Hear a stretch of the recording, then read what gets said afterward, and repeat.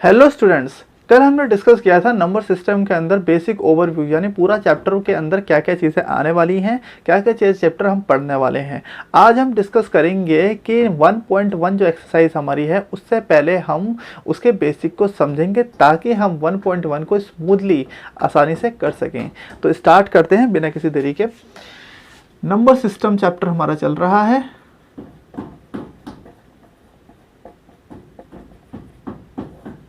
Number system के अंदर आज जो हम पढ़ने वाले टॉपिक वो है हमारा रियल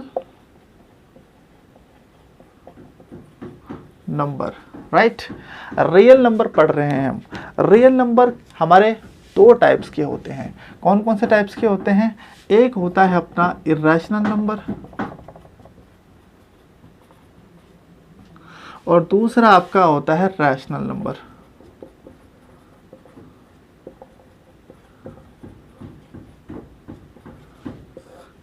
एक होता है आपका इरेशनल नंबर और दूसरा होता है आपका रैशनल नंबर। रैशनल नंबर और इरेशनल नंबर में दोनों डिफरेंस क्या है? देखो, रियल नंबर से दो पार्ट निकले हैं, रैशनल और इरेशनल। इरेशनल के अंदर क्या डिफरेंस है और रैशनल के अंदर क्या डिफरेंस है, दोनों का हम डिस्कस करेंगे बहुत अच्छे तरीके से। सबसे पहले हम जानते हैं कि जो रैशनल नंबर है वो क्या चीज़ है। तो रैशनल नंबर हमारा 3 पार्ट में डिवाइड हो सकता है। कौन कौन से पार्ट में? Decimal, fraction and integer. ठीक है, 3 पार्ट्स हैं, decimal, fraction and integer. Decimal और जो फ्रैक्शन है आपका, डेसिमल आप क्लास 9 में पढ़ने वाले हो, जिसको मैं डिस्कस करूंगा आगे।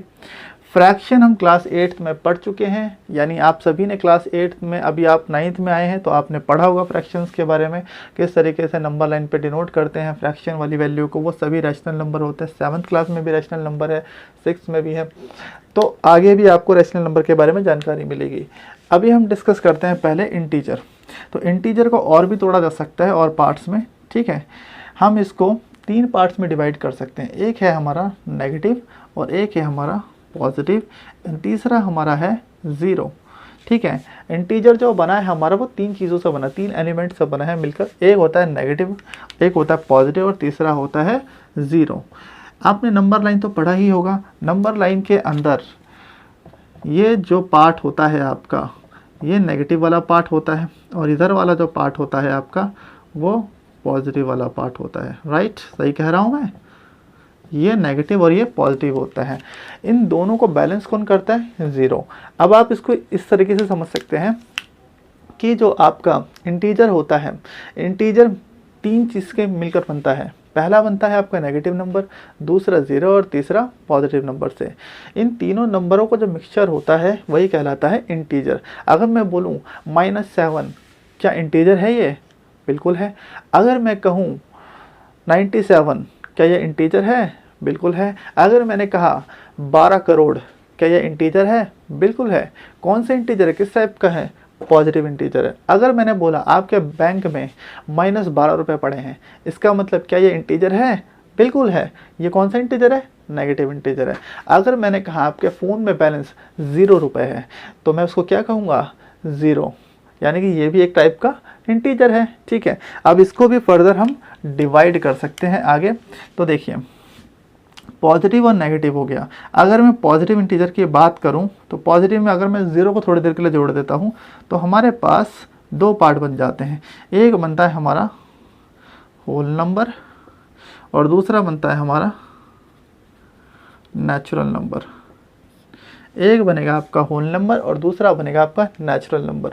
अच्छा, होल नंबर और जो नेचुरल नंबर है इसको भी और डिवाइड किया जा सकता है। अगर आप डिवाइड करना चाहें तो होल नंबर में क्या होता है, जो नंबर 0, 1, 2, 3, 4, 5 यानी कि 0 से स्टार्ट होती हैं उनको होल नंबर कहा जाता है। और जो नेचुरल नंबर होती हैं वो बेसिकली आपका 1 से स्टार्ट होती हैं और स्टार्ट होती चली जाती हैं, उनका 0 से कोई लेन देना नहीं है। इसीलिए हम कहते हैं whole number is 0 is a element of whole number. ठीक है, 0 is element of whole number. अच्छा, नेचुरल नंबर को अगर मैं डिवाइड करना चाहूँ और फर्दर, तो और डिवाइड कर सकता हूँ क्या? बिल्कुल कर सकता हूँ। तो इसको भी 2 पार्ट्स में डिवाइड किया जा सकता है, एक इवन नंबर में और दूसरा ऑड में। ठीक है, इवन नंबर जो आपका होता है 2, 4, 6, 8, 2 के टेबल से जो डिविजिबल होते हैं। और ऑड नंबर क्या हो गए, इनके बीच के नंबर 1, 3, 5, 7, 9, ये सभी आपके क्या हो जाएंगे, ऑड नंबर हो जाएंगे, which is not divisible by 2। ऐसे नंबर जो 2 से डिवाइड नहीं हो सकते उनको हम कहते हैं ऑड, और ऐसे नंबर जो 2 से डिवाइड हो सकते हैं इजीली उनको हम कहते हैं इवन नंबर। तो आपने अभी समझा पूरे के पूरे बेस को, एक बार मैं रिपीट करता हूँ अच्छे से।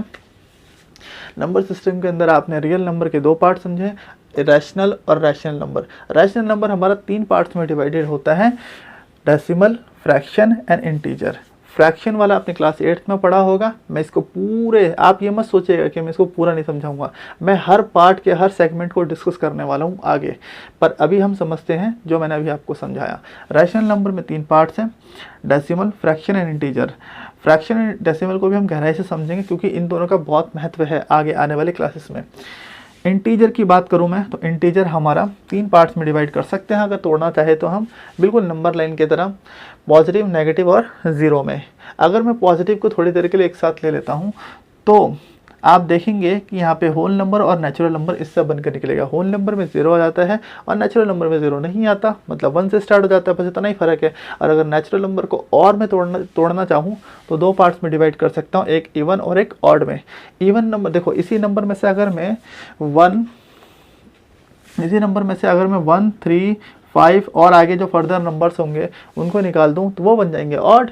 और वहीं अगर मैं इन नंबरों में से 2, 4, 6, 8 इस तरीके के नंबर को निकाल दो तो वो बन जाएगा आपका इवन।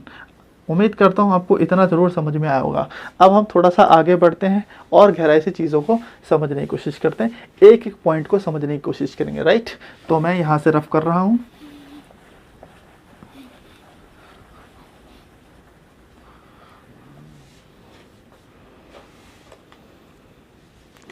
तो हम समझते हैं कि जो रैशनल नंबर हमारा है और इरेशनल नंबर में एक्चुअली डिफरेंस होता क्या है, ठीक है। एक एक करके मैं डिफरेंस लिखूंगा ताकि आप समझ पाओ इस चीज़ को। पहला डिफरेंस क्या है रैशनल नंबर के अंदर, कि कोई भी नंबर जो है, रैशनल नंबर कहता है कि कोई भी नंबर जो है वो p/q के फॉर्म में दिखाया जाना चाहिए, यानी कि a number can be represent by the p/q, यानी कि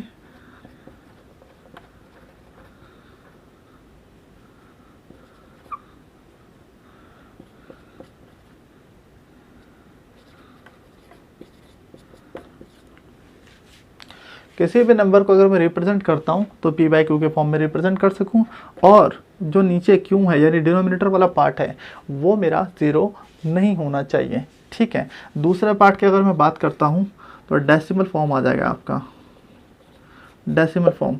अब डेसिमल फॉर्म में भी 2 टाइप्स होती हैं आपकी। एक टाइप होता है आपका टर्मिनेटिंग डेसिमल, ठीक है। आपको लग रहा होगा बहुत कंफ्यूजिंग हो रहा है चीज़ें, बट डरने की ज़रूरत नहीं है, घबराओ मत। पहली बार आप इन चीज़ों को पढ़ रहे हो गहराई से तो आपको ये चीज़ें लगेंगी। कोई भी चीज़ अगर आप नई चीज़ सीखते हैं तो उसमें हमें ऐसी चीज़ें लगती ही हैं, डेफिनेटली, कोई भी इंसान हो सबको लगेगी। पर आप धीरे धीरे जब तक प्रैक्टिस करते चले जाएंगे इस चीज़ पर, पढ़ते रहेंगे बार बार करके, तो आपके दिमाग में वो चीज़ डेफिनेटली छप ही जाएगी। पहला चीज़ होता है टर्मिनेटिंग, और जो दूसरा होता है हमारा वो होता है नॉन टर्मिनेटिंग। अगर वो नॉन टर्मिनेटिंग होगा तो रिकरिंग जरूर होगा। रिकरिंग का मतलब क्या होता है, रिपीटिंग। डेसिमल फॉर्म की अगर मैं बात करता हूँ तो वो टर्मिनेटिंग भी हो सकता है, नॉन टर्मिनेटिंग भी हो सकता है। मैं इन दोनों के एग्जांपल्स दूंगा आपको। और अगर वो नॉन टर्मिनेटिंग होगा तो वहाँ पे वो रिकरिंग भी होगा। रिकरिंग मतलब वो रिपीट भी हो रहा होगा, कोई भी डेसिमल्स हो सकता है। अगर मैं इरेशनल नंबर की बात करता हूँ तो इरेशनल नंबर भी इसी तरीके से होता है, can't represent by p/q and q is not equal to 0। Simple, जो बात मैंने यहाँ लिखी वही बात मैंने वहीं लिखी। ऐसा नंबर जिसको मैं p/q के फॉर्म में दिखा सकता हूँ और q 0 नहीं होना चाहिए, इसका मतलब वो रैशनल नंबर है। और जिस नंबर को मैं p/q के फॉर्म में नहीं दिखा सकता हूँ वो इरेशनल नंबर होगा। यही बात समझ में आती है अभी हमें इस चीज़ से, ठीक है। इसके बहुत सारे एग्जांपल्स हो सकते हैं। मैं एक चीज़ बताता हूँ इसमें, जैसे इम्परफेक्ट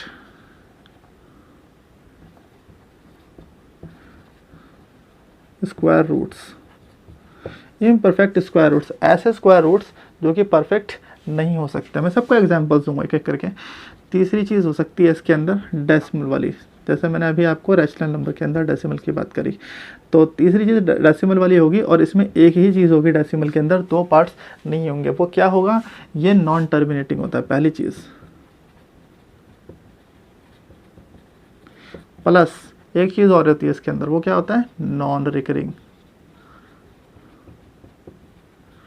ठीक है, non recurring, non terminating plus non recurring होता है।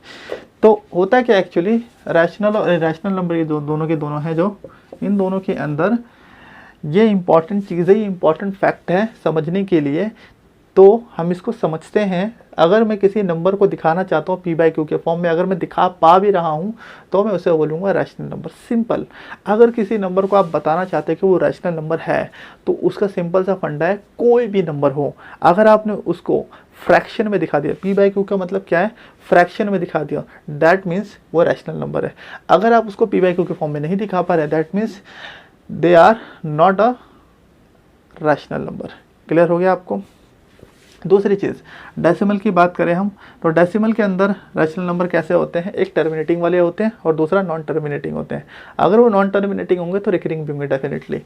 और इरेशनल में क्या होता है, इम्परफेक्ट स्क्वायर रूट्स जो होते हैं वो भी क्या कहलाते हैं, इरेशनल नंबर कहलाते हैं। ठीक है, अच्छा डेसिमल के अंदर क्या होता है, नॉन टर्मिनेटिंग होगा, नॉन रिकरिंग भी होगा, ये याद रखना। देखो दोनों में कॉमन क्या है, नॉन टर्मिनेटिंग, पर इसमें क्या है, रिकरिंग और इसमें नॉन रिकरिंग। इसमें रिकरिंग होता है इसलिए हम पता लगा पाते हैं उस नंबर को कब रोकना है, कैसे रोकना है। नॉन रिकरिंग वाले में हम पता ही नहीं लगा सकते नेक्स्ट नंबर क्या आएगा, अगर पता भी चल जाए तब भी हम उसको रोक नहीं सकते डेफिनेटली। क्लियर है आपको इतनी बात। अब मैं क्या करता हूँ, आपको एक रैशनल वाला पार्ट पहले अच्छे से समझाता हूँ, फिर इरेशनल को क्लियर करूँगा, राइट। तो मैं इसको रफ करता हूँ।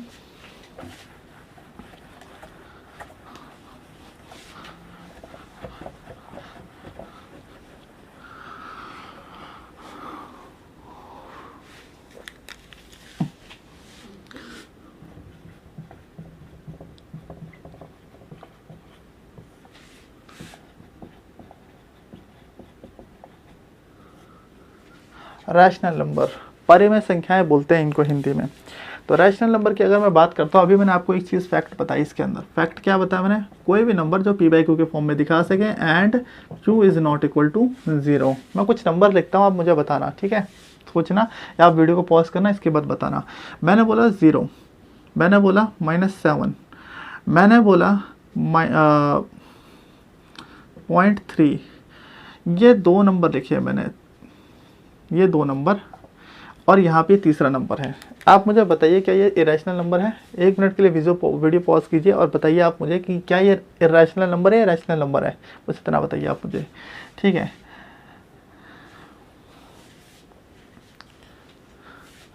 तो देखो इसमें ये तीन नंबर दे रखे हैं मैंने, 0, -7 और 0.3। अगर हम तीनों को ध्यान से देखते हैं तो क्या मैं p/q के फॉर्म में इसको दिखा सकता हूँ, इस फॉर्म में कन्वर्ट करते हैं हम। 0 लिखा है, ठीक है, 0 को अगर मैं नीचे 1 लगाना चाहूँ, हमें पता है कि मैथ्स के अंदर अगर नीचे कुछ नहीं है तो वहाँ पे 1 लगा सकता हूँ, 1 लगा दिया। क्या ये रैशनल नंबर है, मैं बोलूँगा हाँ। -7 दे रखा है, -7 बाय में 1, क्या 1 लगा सकता हूँ, बिल्कुल। तो ये भी रैशनल नंबर है, हाँ नेगेटिव है बट ये है रैशनल नंबर। इसकी बात करता हूँ मैं 0.3 की, क्या ये रैशनल नंबर हो सकता है, बिल्कुल हो सकता है। अगर मैं इसका पॉइंट हटाता हूँ तो पॉइंट हटाने के बाद मैं देखूंगा पॉइंट का 1 और बाकी इधर बचे नंबर का 0, तो ये क्या बन जाएगा आपका 3/10। ये तो डेफिनेटली आपका बन रहा है, ये बन रहा है p, ये बन रहा है आपका q, तो ये p/q भी है और यहाँ पे q 0 भी नहीं है, q 0 भी नहीं है। बात समझ में आई आपको। सेम केस इधर भी है, क्यों 0 नहीं हो रहा, क्यों 0 नहीं हो रहा, p/q के फॉर्म में दिखाया जा रहा। अच्छा अब आप देखें कि यहाँ पे जो 0/1 है, क्या मैं इसको उल्टा लिखता हूँ इस तरीके से 1/0, क्या अब ये रैशनल नंबर होगा, क्या ये अब ये रैशनल नंबर होगा? तो मैं कहूँगा और आप भी कहेंगे कि ये रैशनल नंबर नहीं हो सकता। पर इसका रीज़न क्या है? इसका रीज़न ये है कि देखो सिंपल सी बात है, 0 जो है, 0 किसी भी नंबर को डिवाइड नहीं कर सकता। क्यों नहीं कर सकता? क्योंकि भाई 0 का टेबल बनता ही नहीं है। अगर मैं देखूँ 0 × 1 0, 0 × 2 0, 0 × 3 0, कुछ भी करते चले जाओ 0 ही आना है। इसका मतलब हम डिफाइन ही नहीं कर सकते एक्चुअली आंसर क्या आएगा। तो इस फॉर्म को हम बोलते हैं नॉट डिफाइन। क्या बोलते हैं? Not define. इस फॉर्म को बोलते हैं। अगर ये नॉट डिफाइन बन गया दैट मीन्स ये हमारा रैशनल नंबर भी नहीं कहलाएगा। सिंपल। तो क्या हम इसको इरेशनल कहें? फिर नहीं, ये इरेशनल भी नहीं है, ये रैशनल भी नहीं है। ये बात समझनी थी आपको, ठीक है। इसी तरीके से अगर मैं बात करता हूं आपसे डेसिमल फॉर्म की,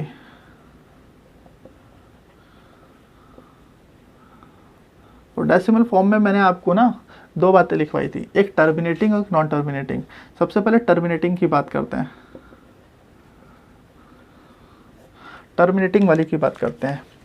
मैंने बोला 0.8375, राइट। अब मैंने बोला कि 10/8, ठीक है। एक नंबर ये बोला और दूसरा नंबर ये बोला।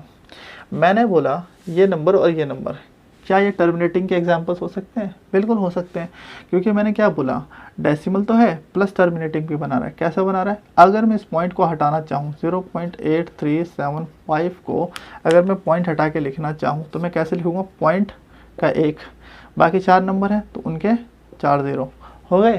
क्या ये p/q के फॉर्म में आया? मैंने क्या समझाया आपको? कोई भी रैशनल नंबर होगा तो उसको p/q के फॉर्म में दिखाना है। दैट मीन्स सिंपल, वो क्या हो जाएगा? रैशनल। क्या ये रैशनल फॉर्म में बताया जा सकता है डेसिमल वाले को भी? बिल्कुल। क्यों? क्या 0 हो रहा है? नहीं हो रहा है। इसका मतलब ये रैशनल नंबर है। इतनी बात क्लियर? चलो दूसरी की बात करते हैं हम। 10/8, 10/8 को क्या मैं फर्दर डिवाइड कर सकता हूँ या काट सकता हूँ? मैं बिल्कुल काट सकता हूँ। मैं अगर मैं काटूंगा तो किससे काटूंगा? इसको 2 से काटूंगा। 2 चौक 8, 2 पंजे 10, 5/4 आ गया, राइट। अगर मैं इसको देखूं तो क्या ये p/q का फॉर्म है? ये p है, ये q है और ये क्या है आपका? p वाला फॉर्म है। क्यों 0 नहीं हो रहा है? ये बात समझ में आई? अच्छा, अगर मैं इसी 5/4 को डिवाइड करता हूँ तो मेरा आंसर क्या देगा? क्या आप बता सकते हैं? अगर मैं इनको डिवाइड करता हूँ तो मेरा आंसर क्या देगा? तो मैं आपको डिवाइड करके दिखाता हूँ इसका आंसर क्या आएगा। अगर मैं इसे करता हूँ 4 एकम 4 और 10 बचेगा, फिर मैं पॉइंट लगाऊंगा, यहाँ पे लिखूंगा 4 दूनी 8, 2 बचेगा और यहाँ बचेगा 4 पंजे 20। तो कितना है फाइनली हमारा? 1.25। अगर मैं इस फॉर्म को 1.25 में लिखता हूँ तो क्या टर्मिनेटिंग डेसिमल कहलाएगा? बिल्कुल कहलाएगा। क्यों कहलाएगा टर्मिनेटिंग? क्योंकि ये आगे नहीं बढ़ रहा है, जैसे ये नंबर आगे नहीं बढ़ा। टर्मिनेटिंग का मतलब क्या? डेसिमल स्टार्ट हुआ, डेसिमल के बाद नंबर आया और नंबर आने के बाद वो रुक गया। एक समय पर एक सर्टेन स्टेप के बाद क्या हो गया? रुक गया। अगर वो रुक गया, ये कहाँ पे रुका है? 5 पे आके रुक गया डेसिमल, तो इसको क्या बोलेंगे? Terminating decimal. बात क्लियर? ठीक है। अब मैं क्या करूँगा, इसका अगर पॉइंट हटाना चाहूँ तो मैं पॉइंट हटा देता हूँ, तो नीचे क्या आएगा? 1 और बटे में आएगा 100। तो ये फॉर्म हो जाएगा आपका p, ये हो जाएगा आपका q, और यहाँ पे भी q क्या हो रहा है? Not equal to 0। उम्मीद करता हूँ आपको ये टर्मिनेटिंग डेसिमल वाला कॉन्सेप्ट हो गया, p/q, जिसको हमने अभी आपको बताया कॉन्सेप्ट के बारे में। और तीसरी चीज़ एक बचती है नॉन टर्मिनेटिंग डेसिमल का एग्जाम्पल, ठीक है। मैं क्या करता हूँ, यहाँ पे रफ कर देता हूँ ताकि आप अच्छे से समझ पाओ उस चीज़ को।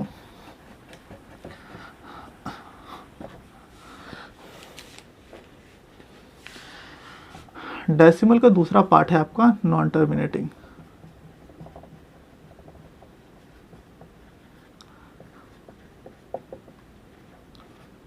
ठीक है, नॉन टर्मिनेटिंग डेसिमल। ये कैसे डेसिमल्स होते हैं? अगर मैं इन डेसिमल्स को दिखाना चाहूँ तो कैसे दिखाऊंगा?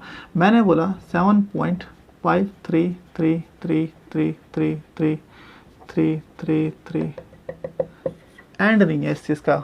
नॉट डिफाइन मीन्स एंड नहीं हो रहा इस चीज़ का कहीं पे। इसी तरीके से मैंने बोला 0.8588585585 कहीं पे डिफाइन नहीं हो रहा। इसी तरीके से मैंने आपसे बोला 0.766666, इसी तरीके से चलता जा रहा है और ये भी कहीं पे भी ख़त्म नहीं हो रहा। इसी तरीके से एक और नंबर ले लेते हैं हम 0.7565656 ये नंबर भी कहीं पे नहीं खत्म हो रहा है। मैंने आपके सामने 4 नंबर लिखे हैं, चारों के चारों क्या है, पहली बात तो डेसिमल है, यानी पॉइंट दिख रहा होगा आपको। और दूसरी चीज़ आपको नज़र आ रही होगी यहाँ पर नंबर रिपीटेड हो रहे हैं, ठीक है। मैंने आपको क्या बताया था, नॉन टर्मिनेटिंग तो होगा, प्लस क्या होगा, वो रिपीटिंग भी होगा। क्या होगा, रिपीटिंग भी होगा। रिपीटिंग मतलब रिकरिंग, आपको बुक में लिखा हुआ नज़र आएगा। यहाँ पे देखो आप, पहली बात तो ये क्या है, डेसिमल है। डेसिमल होने के साथ आप देखो यहाँ पर 5 के बाद जस्ट ये नंबर देखो रिपीट हो रहा है। अगर ये रिपीट हो रहा है इसका मतलब रिपीटिंग है। नॉन टर्मिनेटिंग मतलब इसका कहीं एंड नहीं है, ये चलता रहेगा चलता रहेगा चलता रहेगा। यहाँ मैंने क्या बताया था आपको, टर्मिनेटिंग, देखो ये 1.25 पे टर्मिनेट हो गया था, ये 0.8375 पे टर्मिनेट हो गया था, यहाँ पे टर्मिनेट नहीं हो रहा है। अगर ये यहाँ पे टर्मिनेट नहीं हो रहा है इसका मतलब ये कहलाएगा नॉन टर्मिनेटिंग। प्लस रिपीटिंग किसे बोलते हैं हम, ये चीज़ रिपीट हो रही है बार बार सीरीज, देख सकते हैं आप 3 3 3 3 3 3 रिपीट होता चला जा रहा है। और ये जो साइन है, ये जो साइन है सारे के सारे, ये क्या दिखाते हैं, ये सारे साइन दिखाते हैं हमें कि ये चीज़ क्या है, नॉट डिफाइन है। नॉट डिफाइन मीन्स ये कहीं पे भी इसका एंड नहीं होगा, ठीक है। अच्छा, इसको हम वैसे पी बाई क्यू के फॉर्म में दिखा सकते हैं, ये हम आने वाली क्लासेस में डिस्कस करेंगे। फिलहाल मैं आपको बेसिक चीज़ें समझा रहा था, ठीक है। उम्मीद करता हूँ आपको ये चीज़ें भी समझ में आई होगी। अभी तक मैंने जो रैशनल नंबर के अंदर आपको चीज़ें समझाई वो आपको बहुत अच्छे से समझ में आई होगी। आप इस वीडियो को दोबारा भी देख सकते हैं ताकि आपको अच्छे से कंसेप्ट को क्लियर हो जाए। इसके बाद बात करते हैं हम इर्रेशनल नंबर की।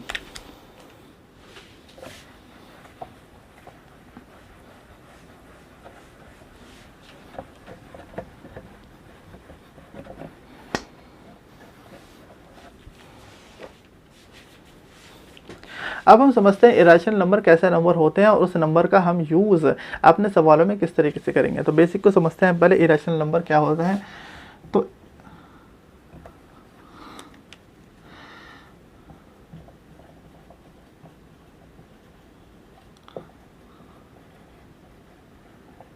इरेशनल नंबर, ठीक है। इरेशनल नंबर क्या होते हैं, ऐसे नंबर जिनको पी बाई क्यू के फॉर्म में नहीं दिखा सकते, ऐसे नंबर जिनको हम पी बाई क्यू के फॉर्म में नहीं दिखा सकते। और क्यों ज़ीरो नहीं हो, ये तो भाई बात ही अलग हो गई, क्यों ज़ीरो ना हो वो तो बात की बात है। पहले पी बाई क्यू के फॉर्म में दिखा ही नहीं सकते हम, यही मेन बात है हमारा। तो वो क्या कहलाएगा, हमारा इरेशनल नंबर कहलाएगा। एग्जाम्पल लेता हूँ मैं आपको समझाने के लिए कुछ, ताकि आप समझ पाओ अच्छे से। मैंने बोला √2, √3, √4, √5, √6, √7, √8, √9, √10, ठीक है। ज़्यादा नहीं लिख रहा, जितने लिखे उतने काफ़ी हैं। अब आपको ये बताना है कि इसमें से परफेक्ट स्क्वायर रूट कौन कौन से हैं। तो इसके लिए आपने देखा होगा कि आपने स्क्वायर रूट निकालना सीखा होगा। जैसे मैंने कहा कि 2 का स्क्वायर कितना होता है, 4। और अगर मुझे 4 से 2 पे जाना है तो जाहिर सी बात है 4 को मुझको रूट में रखना पड़ेगा, और 4 स्क्वायर रूट किसका हो जाएगा, 2 का हो जाएगा, है कि नहीं। इसी तरीके से मैंने बोला आपको 6 का स्क्वायर क्या होता है, 36 होता है, क्योंकि मैंने क्या करा, 6 × 6 करा, 36 है स्क्वायर। और अगर इसी 36 को मेरे को रिवर्स करना हो वापस, तो स्क्वायर रूट लगाना पड़ेगा, ताकि ये वैल्यू किसकी है, 6 की, ये पता चल जाए मुझे, राइट। और एक्चुअली पता कैसे चल रहा है, तो मुझे पता चल रहा है जो 36 है उसमें 6 × 6 2 पेयर हैं। इसी तरीके से 4 किसका पेयर है, 2 × 2, 2 ऐसे नंबर का जो कि सेम नंबर है। और वही दोनों को गुणा करके तो 4 आया था मेरा, उसी तरीके से दोनों गुणा करके मेरा क्या आया था, 36 आया था। ये बात समझ में आई। एक और एग्जाम्पल लेते हैं समझने के लिए। मैंने बोला 11, मैंने कहा 11 का स्क्वायर ये कितना होता है, 1 to 1 होता है। अगर अंडर रूट में 1 to 1 रख दूँ तो उसको तोड़ूंगा तो क्या बनेगा, मेरा 11 बनेगा। क्यों बना भाई, क्योंकि मुझे पता है 11 × 11 जो होता है वो होता है पेयर 121 का। और इसको जब मैं बाहर निकालूंगा तो इनके पेयर के हिसाब से मैं 11 बाहर ले लूँगा, ताकि मेरा स्क्वायर रूट हट जाए। ये सिंपल सी बात समझ में आई। यानी स्क्वायर रूट हटाने के लिए मुझे वो परफेक्ट नंबर चाहिए, और परफेक्ट नंबर क्या होते हैं, 2 सेम नंबरों का जोड़ा। सिंपल। यहाँ देखो आप, क्या √2 का अगर मैं जोड़ा निकालना चाहूँ निकल सकता है, नहीं, मैं बोलूँगा नो, नहीं निकल सकता। तोड़ूंगा तब भी नहीं निकलेगा। 3 का निकल सकता है, मैं बोलूँगा 9। 4 का निकल सकता है, हाँ भाई निकल सकता है, 2 × 2 अभी तो निकाला, और ये क्या है बाहर 2। 5 का निकल सकता है, मैं बोलूँगा 9। आप निकाल के देख लेना तसल्ली से। इसका निकल सकता है, नहीं निकल सकता। अभी ये चीज़ बनी किससे, ये 2 और 3 ही से तो बनी है। देखो जरा, √2 × √3, ये तभी तो √6 बनेगा, तो ये भी डेफिनेटली 9 हो जाएगा। देखो √2 और 3 को मल्टीप्लाई करके क्या बना, √6 बना है। इसका मतलब ये भी नहीं हो सकता। ये आपको लग रहा होगा कि परफेक्ट स्क्वायर हो सकता है, बट डेफिनेटली नॉट, ठीक है। √7 9, root 8 9, root 9 9, root 10 sorry root 9 अगर मैं तोड़ता हूँ तो 3 इंटू 3 में टूटेगा। अगर 3 इंटू 3 टूटेगा तो ये पेयर बन गया 3 का, इसका मतलब इसका 3 निकला बाहर। रूट 10 निकलेगा, नहीं निकलेगा, ये भी क्या हो जाएगा 9। अगर आप निकालेंगे भी, जैसे मैंने 8 का निकालने की कोशिश करता हूँ मैं, तो 8 का निकालने पे मेरा क्या निकलेगा, देखो ज़रा आप ध्यान से, 2 गुणा 2 गुणा 2 रूट में आएगा, और जब मैं इसे बाहर लूँगा तो कितना आएगा, 2 रूट 2 आ जाएगा, क्योंकि 1 2 का तो पेयर बन के बाहर आ गया वो, पर 1 2 का क्या होगा भाई, वो तो अकेला रह गया, उसको अंदर छोड़ दिया। इसका मतलब मेरा क्या बन गया यहाँ पर, 2 रूट 2 बन गया। अगर 2 रूट 2 बन गया तो ये भले ही नंबर परफेक्ट हो जाए, इसके साथ जो नंबर चिपका हुआ है रूट 2, ये तो प्राइम सॉरी ये तो क्या हो गया आपका इरेशनल नंबर हो गया। अगर इरेशनल को गुणा करेंगे 2 से तो सीधी सी बात है वो भी इरेशनल बन जाएगा। अगर वो इरेशनल बन जाएगा तो ये भी इरेशनल नंबर है। बात समझ में आई? तो एवरी नंबर, हर एक नंबर जिनका पेयर बाहर नहीं निकाला जा सकता वो सभी क्या कहलाएंगे, इरेशनल नंबर कहलाएंगे। आपको ये बात समझ में आई? इसका मतलब ये भी इरेशनल है, ये भी इरेशनल है, ये भी आपका ये भी होगा, ये भी होगा, ये भी है और ये भी है। क्लियर है बात? बचे 2 नंबर, कौन कौन से आपके 2 नंबर बचे? एक आपका बचा ये 4 और एक आपका बचा ये 9 वाला पार्ट, क्योंकि इन दोनों के बाहर नंबर आए 2 और 3। ये हमें बताते हैं कि ये दोनों के दोनों 2 और 3 क्या है, रैशनल नंबर है, क्योंकि दोनों के दोनों बाहर निकल के आ चुके हैं। आपको इतनी बात क्लियर हुई? इसका मतलब क्लियर है हमें कि रूट में ऐसे नंबर जो कि परफेक्ट स्क्वायर नहीं है वो क्या कहलाते हैं, इरेशनल नंबर, यानी कि परफेक्ट स्क्वायर रूट्स क्या कहलाएंगे आपके, इरेशनल नंबर। इतनी बात समझ में आई आपको? अब हम डेसिमल फॉर्म देखते हैं इसकी कैसी होती है।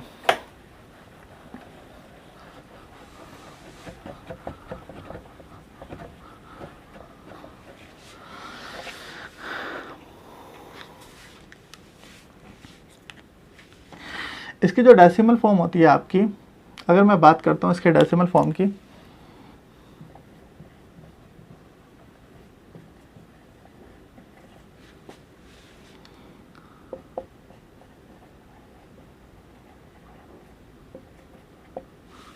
डेसिमल फॉर्म क्या होती है रैशनल नंबर की? जैसे मैंने बोला आपको, ऐसे नंबर जो कि नॉन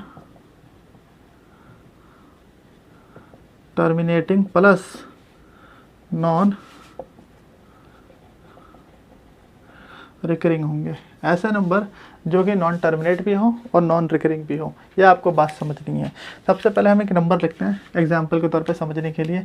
मैंने एक नंबर लिखा 0.53789358513632 ये एक ऐसा नंबर है, इसको देखिए ध्यान से, देखते रहना आप ध्यान से, ठीक है?